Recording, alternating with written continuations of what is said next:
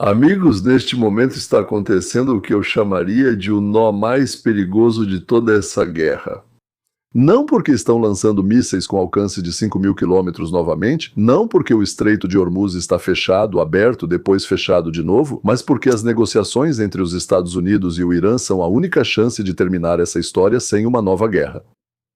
Elas agora não dependem nem de Washington, nem de Teherã, mas do que Hezbollah está fazendo no Líbano. E hoje vou explicar para vocês porque isso é assim, quem realmente está enganando quem nesse jogo. E vou apresentar meu próprio plano. O que precisa ser feito para cortar esse nó. Não desatar, mas cortar. Primeiro, vamos examinar as exigências do Irã e suas reivindicações sobre o Líbano e o Hezbollah. Em seguida, o que os Estados Unidos exigem em resposta e por que isso parece um ultimato. E depois porque nenhum dos lados recua, embora ambos entendam que chegaram a um impasse. E no final, a minha sugestão pessoal, que me parece que pode cortar esse nó górdio, ou talvez não seja um nó górdio, mas pode ser cortado.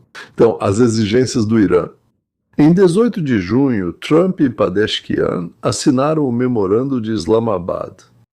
O documento é simples em sua essência. Com a suspensão das hostilidades em todas as frentes por 60 dias, os Estados Unidos suspendem o bloqueio naval e o Irã reabre o Estreito de Hormuz para a navegação.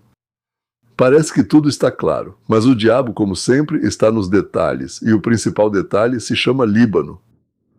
O Irã, desde o início, incluiu uma condição rígida em sua pauta. O cessar-fogo deve abranger não apenas ataques diretos ao território iraniano, mas também a operação de Israel contra o Hezbollah no sul do Líbano. A lógica de Teherã é totalmente transparente.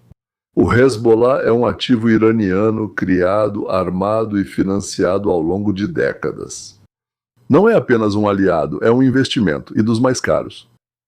Permitir que esse investimento seja destruído, no exato momento em que o próprio Irã se senta à mesa de negociações para salvar o que restou de seu programa nuclear, de seu regime, isso significa perder a profundidade estratégica em toda a frente do Oriente Médio. Por isso, Teherã age de acordo com um padrão que já vimos antes. No dia 1º de junho, ainda antes da assinatura do memorando, a agência iraniana Tasnim informou sobre a suspensão das negociações. O pretexto foi a ofensiva israelense e a captura da fortaleza de Bafor. O chefe do Ministério das Relações Exteriores do Irã, Arakchitada, declarou literalmente o seguinte: a violação do cessar-fogo em uma das frentes significa violação em todas as frentes ao mesmo tempo. E a responsabilidade por isso recai sobre os Estados Unidos e Israel. Observe a formulação. Não apenas Israel, mas Estados Unidos e Israel. Isso é fundamental. Vou explicar o motivo daqui a pouco. Após a assinatura do memorando, a situação se repetiu quase que de forma idêntica. Israel não interrompeu a operação no Líbano. Pelo contrário, ampliou, atacando alvos do Hezbollah no Vale do Bekaa. E isso foi justificado por violações do cessar-fogo do outro lado.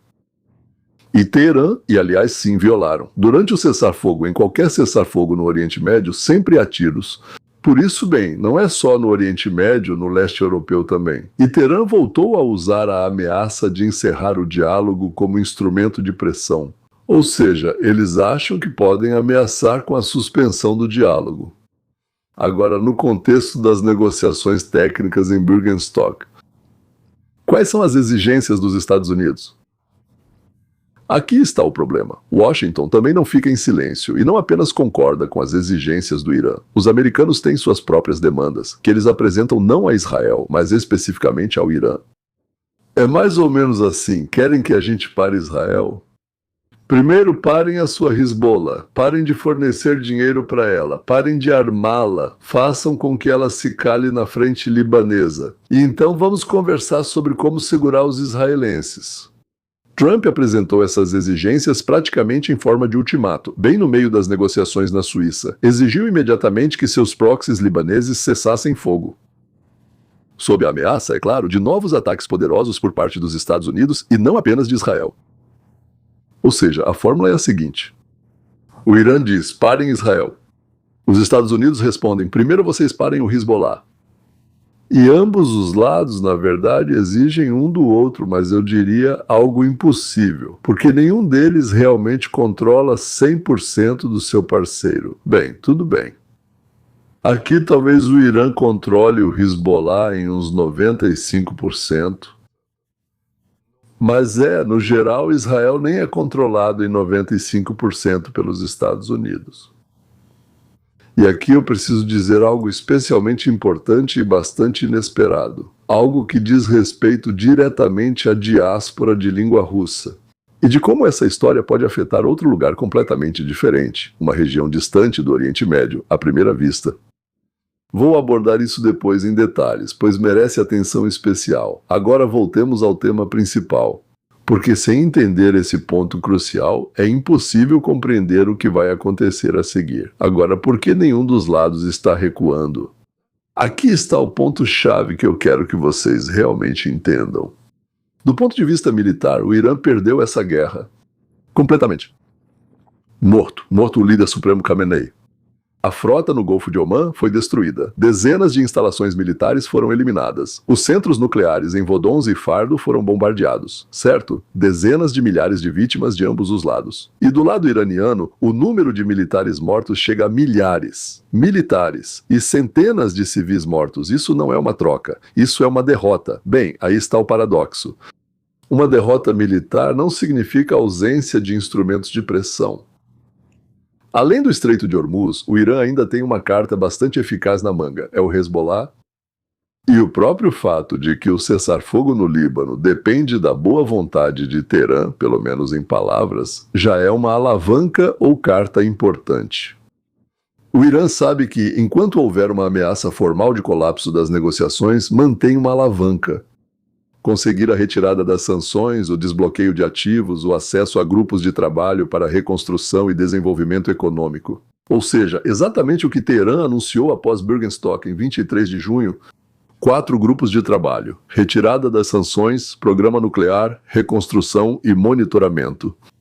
Isso não é um presente. Isso é algo que o Irã está negociando para si mesmo ao custo de ameaçar interromper a mesa redonda. Por outro lado, Israel. Netanyahu deixou claro de forma teimosa que não pretende retirar a presença militar no sul do Líbano. E aqui está um detalhe jurídico muito importante, sem o qual é impossível entender essa situação de forma justa. Israel não assinou o memorando de 18 de junho, esse é um documento entre os Estados Unidos e o Irã. Israel não participou e não tem obrigação formal com esse documento. Por isso, quando Teherã diz que Israel está violando o acordo, isso é retórica, não um fato jurídico.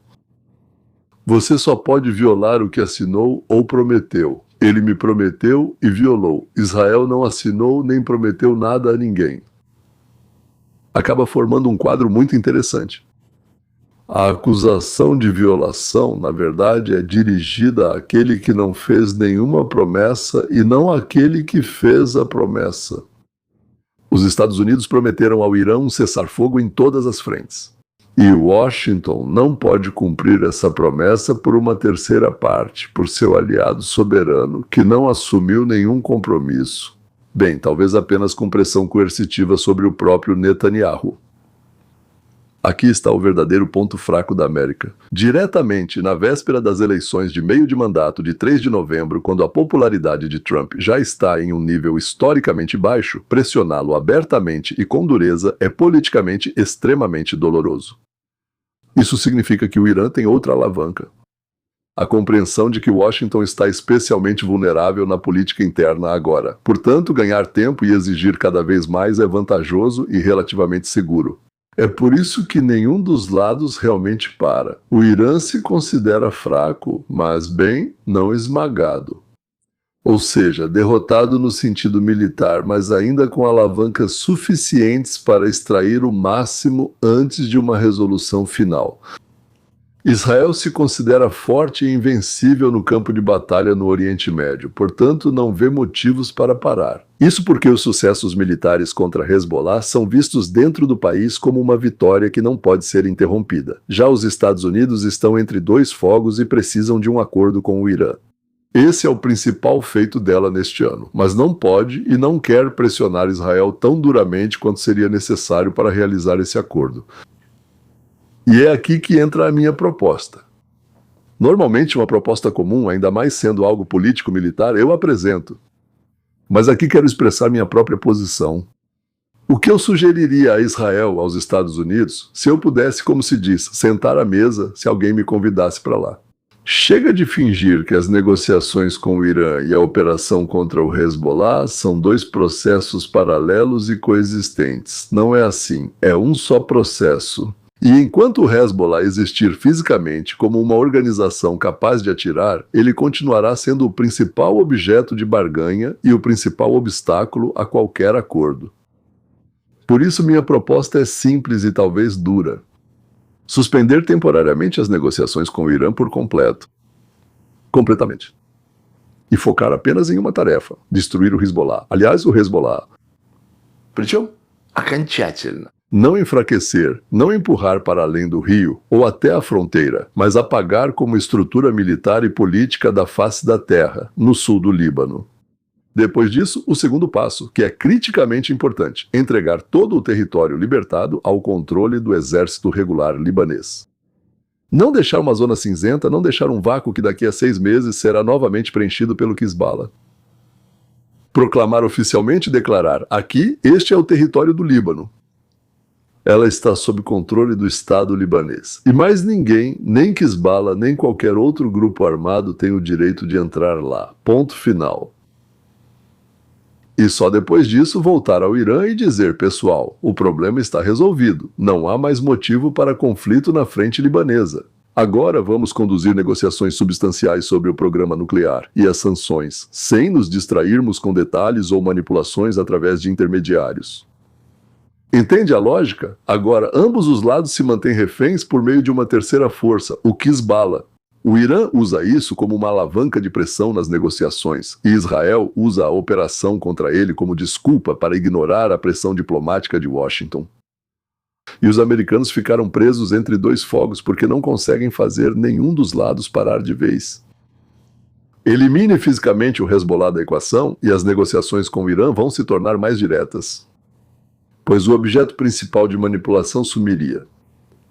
Sim, é uma decisão dura, sim, mas ela exige determinação militar para levar o assunto até o fim, e não parar no meio do caminho como acontece com bastante frequência.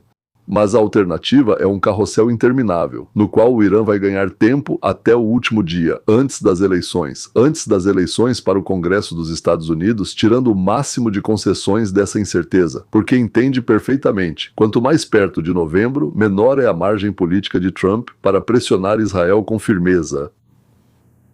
Sabe, eu tenho tanto material, tantos acontecimentos acontecendo ao mesmo tempo, aqui, neste canal e em outras plataformas, que eu fisicamente não consigo contar tudo em um só episódio. Por isso, se você tiver tempo e vontade, entre no meu canal do Telegram, é Leon Weinstein, escrito exatamente como está aqui neste canal, do mesmo jeito lá no Telegram. Lá eu compartilho brevemente o mais importante. Quando há algo, por assim dizer, realmente interessante, mas que não é suficiente para um vídeo longo, ou é urgente dizer alguma coisa.